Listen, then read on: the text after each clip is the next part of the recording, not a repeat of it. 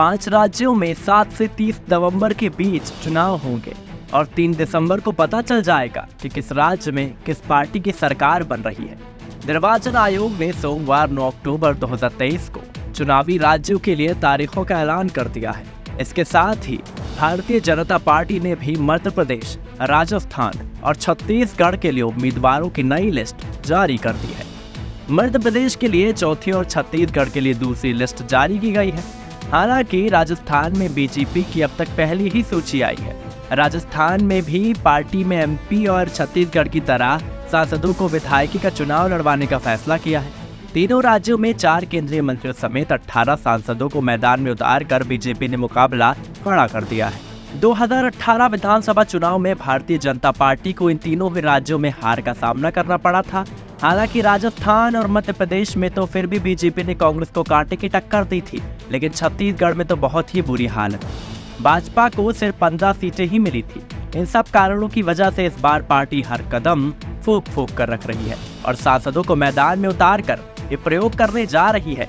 एक बात देखने वाली ये भी है कि बीजेपी ने अब तक जिन जिन सीटों के लिए सांसदों पर दाव लगाया है, उनमें से ज्यादातर वो सीटें हैं जिन पर बीजेपी पिछले चुनाव में हार गई थी, या फिर वो सीटें हैं जहां बीजेपी की स्थिति ज्यादा अच्छी नहीं है। आइए अब जान लेते हैं कि बीजेपी ने किस सांसद को किस राज्य में कौन सी सीट से मैदान में उतारा है। राजस्थान। बीजेपी ने सोमवार को राजस्थान में 41 उम्मीदवारों की पहली सूची जारी की है। इस सूची में 39 वो जिन पर बीजेपी पिछले चुनाव में हार गई थी। सिर्फ एक ही सीट पर बीजेपी के विधायक हैं, जबकि एक वो सीट है जिस पर हुए उपचुनाव में भारतीय जनता पार्टी को हार का सामना करना पड़ा था। बीजेपी सांसद नरेंद्र कुमार के लोकसभा चुनाव जीतने के बाद ये सीट खाली हो गई थी और उपचुनाव में कांग्रेस उम्मीदवार जीत गई। इसके अलावा इस बार बीजेपी के 7 सांसद विधायकी का चुनाव लड़ेंगे। इनमें झुंझुनू से सांसद नरेंद्र कुमार, पूर्व केंद्रीय मंत्री, और जयपुर ग्रामीण से सांसद राजवर्धन राठौड़, राजसमंद से सांसद दिया कुमारी, जालौर से सांसद देवजी पटेल, अलवर से सांसद बाबा बालकनाथ और अजमेर के सांसद भागीरथ चौधरी शामिल हैं। छत्तीसगढ़ में 7 और 17 नवंबर को 2 फेज में वोटिंग होगी। प्रदेश में इस बार बीजेपी के 4 सांसद मैदान में होंगे, जिनमें एक केंद्रीय मंत्री भी शामिल हैं। पार्टी ने सोमवार को 64 उम्मीदवारों की दूसरी लिस्ट जारी की है। इसमें केंद्रीय मंत्री और 2 सांसदों का नाम भी शामिल है।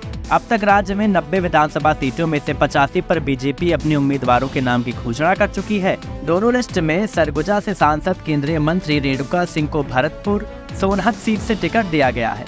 रायगढ़ से सांसद गोमती साय को पत्थलगांव और बीजेपी के प्रदेश अध्यक्ष और बिलासपुर सांसद अरुण साव को लोरबी सीट से उम्मीदवार बनाया गया है। इसके अलावा दुर्ग से बीजेपी सांसद विजय बघेल को पार्टी ने पाटन सीट से मुख्यमंत्री भूपेश बघेल के खिलाफ मैदान में उतारा है।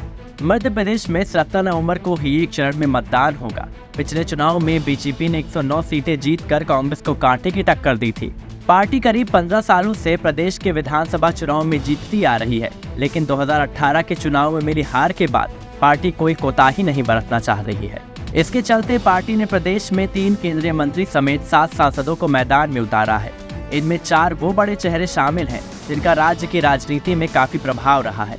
इनमें केंद्रीय मंत्री नरेंद्र सिंह तोमर, प्रहलाद सिंह पटेल, सतना सीट से सांसद गणेश सिंह और सीधी से एमपी रीति पाठक शामिल है। इनके अलावा लोकसभा के मुख्य सचेतक और सांसद राकेश सिंह, निमाड़ से सांसद उदय प्रताप सिंह और आदिवासी चेहरे और केंद्रीय मंत्री फग्गन सिंह कुलस्ते विधानसभा चुनाव लड़ने वाले हैं। पार्टी ने बड़े चेहरों को राष्ट्रीय महामंत्री कैलाश विजयवर्गीय को भी मैदान में उतारा है। अब देखना ये होगा कि बीजेपी इस बार चुनाव में जीतेगी या फिर इंडिया का महागठबंधन जीतेगा। ये तो वक्त ही बताएगा। तब तक आप भी सोच लीजिए कि किसे हराना है और किसे जिताना है। साथ ही चैनल को सब्सक्राइब कीजिए और बेल आइकन जरूर दबाइए। साथ ही देश और दुनिया की बाकी खबरों के लिए बने रहिए हमारे साथ और देखते रहिए स्पाइस न्यूज़ भारत।